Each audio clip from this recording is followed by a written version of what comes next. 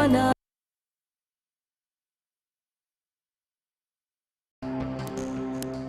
जमाल अब इस दुनिया में नहीं रहे, वो हमें छोड़कर जा चुके हैं। क्या?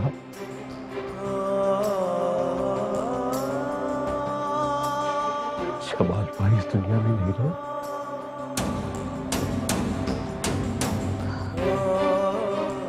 यही सच है और सच को कोई झुटला नहीं सकता जब्बार भाई। ये सब मेरी वजह से हुआ।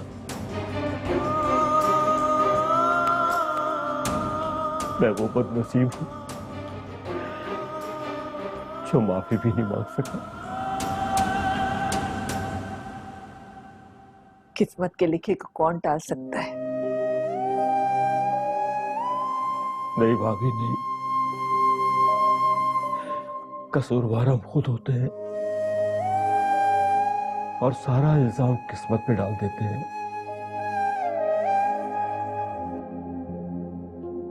ना नदीम रिश्ते से इनकार करता और ना ही जमाल भाई किस्मत की बाजी हारते।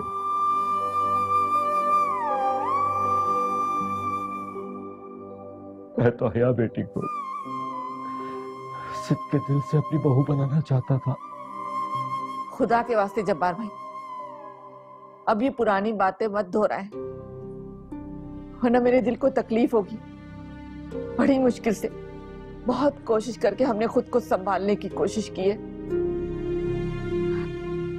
पुरानी बातें दोहराने से कुछ नहीं होगा।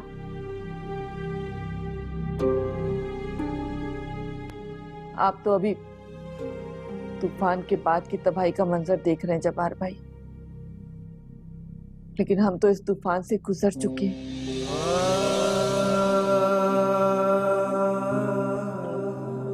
आपकी ये बातें करने से हमारे जमाल वापस तो नहीं आ जाएंगे।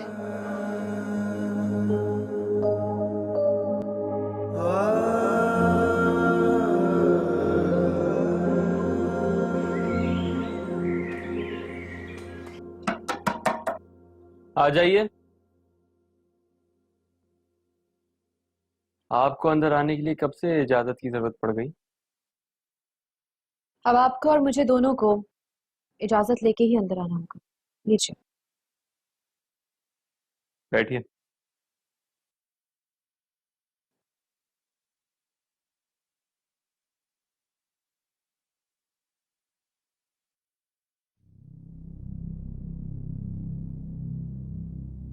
केमिकल्स अब कब भिजवाए जाएंगे? कुछ दिनों में। ऑर्डर प्लेस किए हुए तो 15 डेज से ज्यादा हो गए, फिर ये ऑर्डर इतना डिले क्यों हुआ? वो कुछ मसला था ट्रांसपोर्ट का, इस वजह से डिले हो गया। मिस हया, कैसी बातें कर रही हैं आप? ये कोई थोड़ा डिले नहीं है, ये बहुत ज्यादा डिले है। मेरे पास उनके एमडी की कॉल आई थी। देखिए, हम अपने क्लाइंट्स को सफर नहीं करवा सकते। वो तो शुक्र है ये हमारा पुराना क्लाइंट है, इसलिए बात हैंडल हो गई, वरना पॉलिसी के मुताबिक वो हमारा ऑर्डर कैंसिल करने का हक रखता है। अगर वो ऐसा करते तो आप अच्छी तरह से जानती हैं कि कंपनी को कितना बड़ा लॉस होता। Okay fine, I will take care of it. मैं आइंदा ख्याल रखूंगी। मिस हया, क्लाइंट आपकी फर्स्ट प्रायोरिटी होनी चाहिए। Remember, clients are our asset. जी श्योर। जा सकती हैं आप।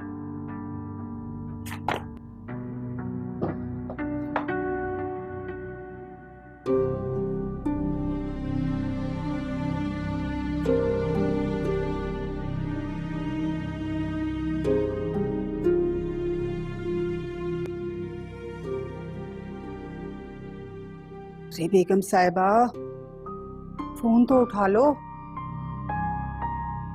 फिर कहोगी टाइम पे खबर नहीं दी। मुझसे कहा कि लड़की के बारे में मालूमात करो, और वो तो बहू रानी बन के घर ही आ गई। इतनी देर से इंटरकॉम पे ट्राई कर रहा हूँ। तो एक्चुअली मैं जफर भाई के रूम में थी, उन्होंने खान मिल्स की कुछ डिटेल्स मांगी थी, बस वही प्रोवाइड कर रही थी। वेल आप दोनों की रंजिशें जितनी जल्द खत्म हो जाएंगी कंपनी के लिए उतना ही फायदेमंद होगा। वो तो उल्टा मुझ पे ही बरहम हो गए। क्यों? कुछ नहीं नदीम, एक छोटी सी बात थी। खान मिल्स की जो डिलीवरी थी उसमें 2-3 दिन का डिले हो गया, बस। इतना ओवर रिएक्ट किया उन्होंने, मेरी तो कोई बात ही नहीं सुन रहे।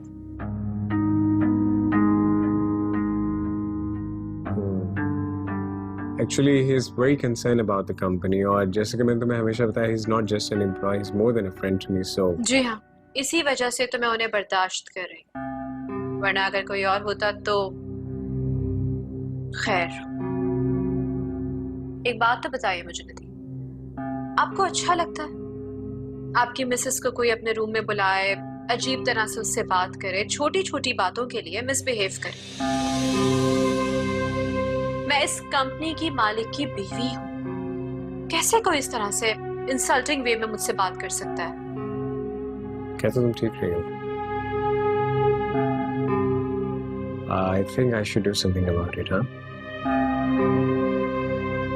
शुक्रिया। अच्छा वो याद आया, मेरा एक दोस्त है, उसने किसी लड़की को रिकमेंड किया जॉब के लिए, so she's kind of needy, try to adjust her somewhere, ठीक है?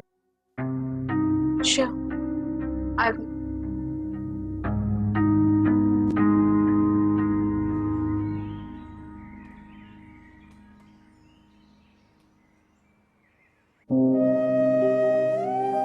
अब तक तो ये उम्मीद थी कि जमाल भाई मिल जाएंगे, सिर्फ हाथ जोड़ के माफी मांगूंगा।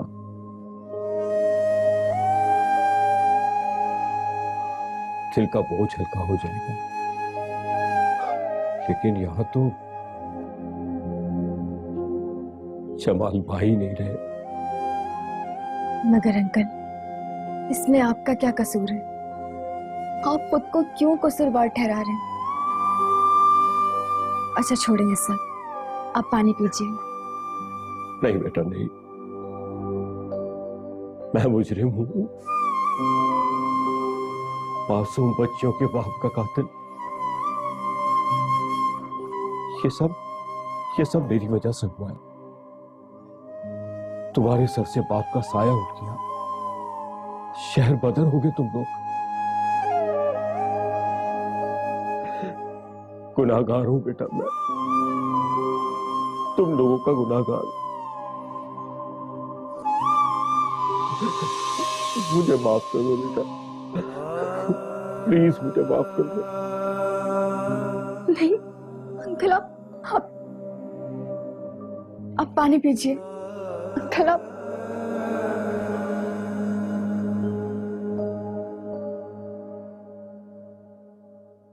अस्सलाम वालेकुम। वालेकुम सलाम। Yes ma'am. मुझे भी सयाह से मिलना है। जी मैम, आप तशरीफ रखिए। Thank you. मैम आपसे मिलने को लड़की आई है। भेजिए। जी आप जा सकती हैं। ऊपर जाएंगे, राइट फर्स्ट।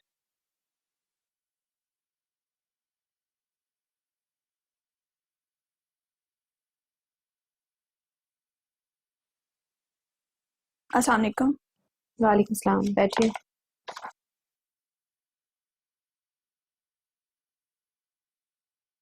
मैम ये मेरी सीवी और डॉक्यूमेंट्स।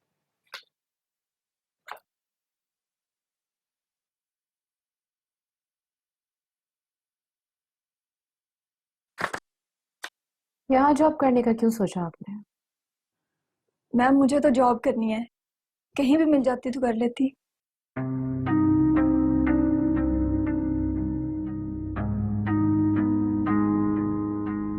मिस्टर नदीम को आप कैसे जानती हैं? मैम असल में वो मेरे अंकल के जानने वाले हैं और उन्होंने बताया था कि वो अच्छे इंसान हैं। तुम्हें वहाँ जॉब भी मिलेगी और आगे बढ़ने का मौका भी मिलेगा। बहुत शौक है आगे बढ़ने का। मैम तरक्की करने का शौक किसको नहीं होता।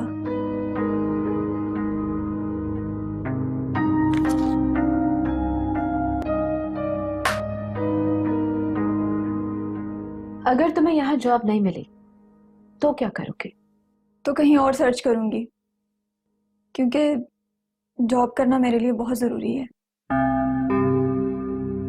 देखो, फिलहाल हमारी कंपनी में कोई वैकेंसी नहीं है। अगर तुम चाहो तो कहीं और भेज सकती हूँ मैं तुम्हें। नॉर्मली मैं ऐसा करती नहीं हूँ, लेकिन तुम्हारी जरूरत देख के सोच रही हूँ कि हेल्प कर दूँ तुम्हारी। Thank you madam. अगर आप मुझे ये जॉब दिलवा दें तो आपका बहुत बड़ा एहसान होगा। नो प्रॉब्लम, लेकिन उस ऑफिस में तुम मेरे लिए काम करोगे।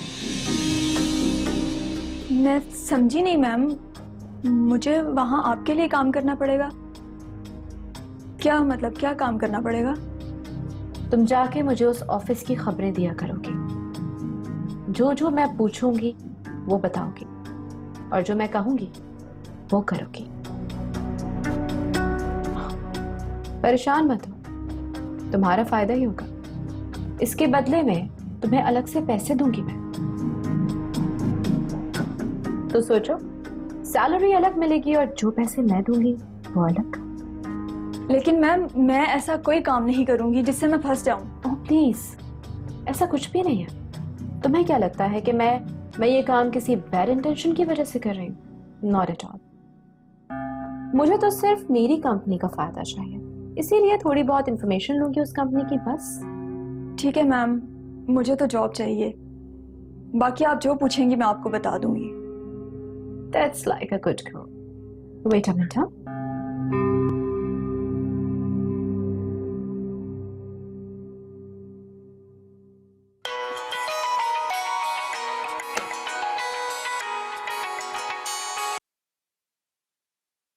उम्मीद है कि आज आपने कोई अच्छी खबर देने के लिए फोन किया होगा।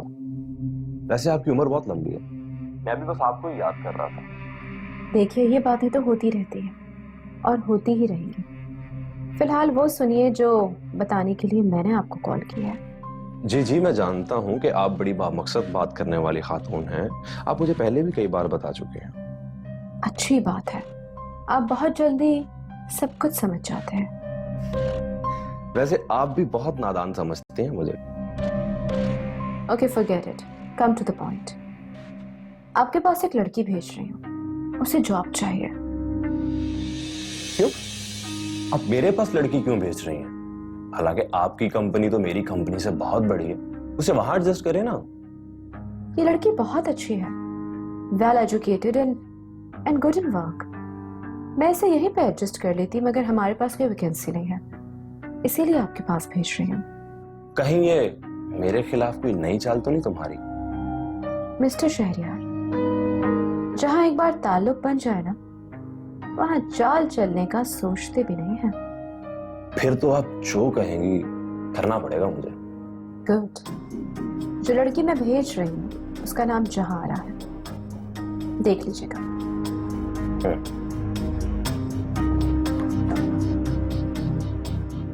तुमको ऑफिस का एड्रेस लिख के मैं देती हूँ, फौरन चले जाओ। जी मैम।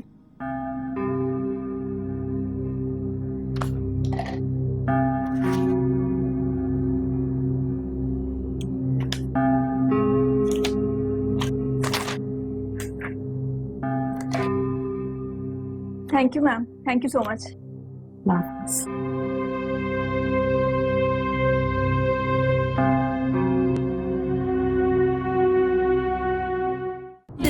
एक खिलौना था।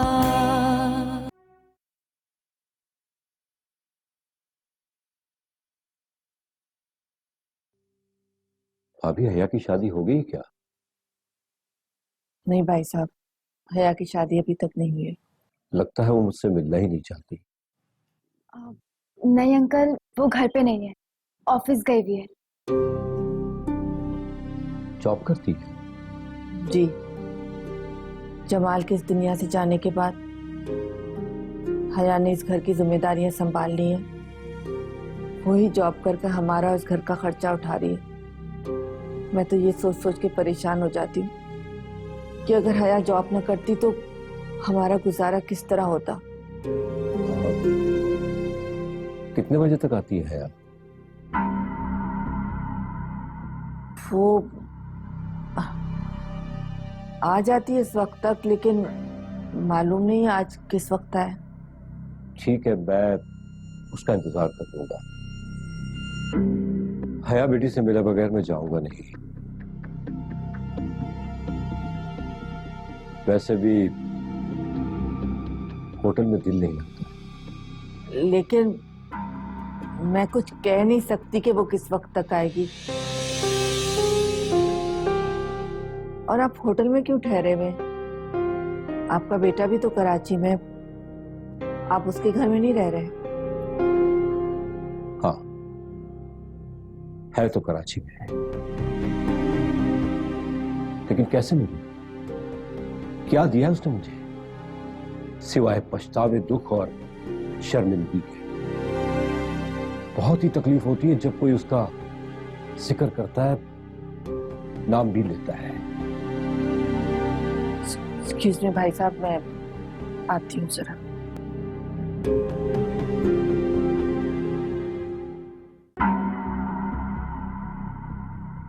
या अल्लाह, हया को अपनी हिफाजत में रहेगा। कहाँ रह गई ये लड़की, कुछ बताया भी नहीं। कराची के हालात इतने खराब है, कहीं खुदा न खास्ता कोई हादसा तो नहीं हो गया? क्या करूंगी?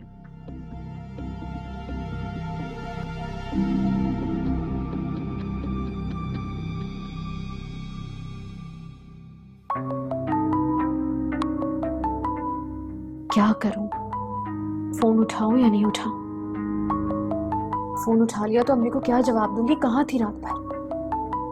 अगर फोन रिसीव नहीं किया तो ऐसा ना हो कि वो ऑफिस आ जाए। कुछ समझ नहीं आ रहा, क्या करूं? दिल एक खिलौना था, एक खिलौना था। आपकी वजह से मेरी बेटी की जिंदगी को रोग मिला है। मैंने एक दफा माहीन की जिंदगी के बारे में जो फैसला किया था, उस पे मुझे आज तक पछतावा है। फाइनली केमिकल्स ट्रांसफर हो ही गए। गुड बॉस, ये तो बहुत ही बड़ी खबर है। बताइए मुझे, क्या गलत किया मैंने? हाँ,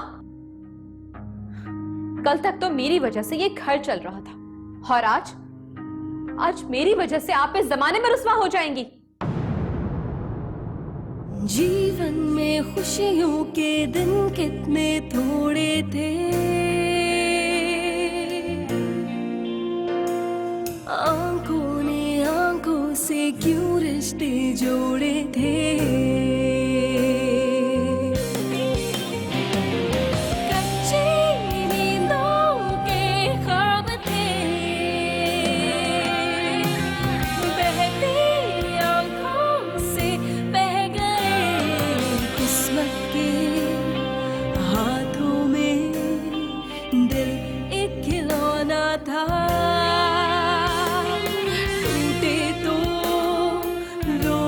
था, दिल एक खिलौना था।